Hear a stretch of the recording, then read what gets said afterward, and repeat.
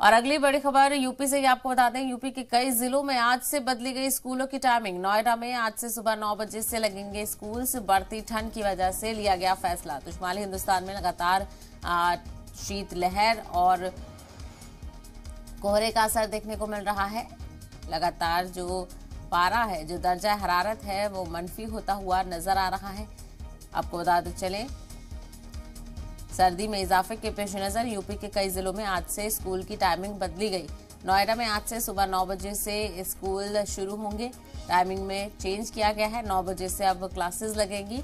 बढ़ती ठंड की वजह से ये फैसला लिया गया है, यानी शीतलहर और ठंड की वजह से यूपी सरकार की जानिब से फैसला लिया गया। सभी स्कूलों में नहीं, सिर्फ कुछ ही जिले हैं।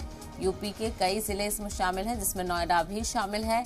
उनकी स्कूल की टाइमिंग में चेंज किया गया है। तो नोएडा में आज से सुबह 9 बजे से स्कूल खुलेंगे। क्लासेस 9 बजे से लगेंगी और बढ़ती ठंड की वजह से ये फैसला किया गया है।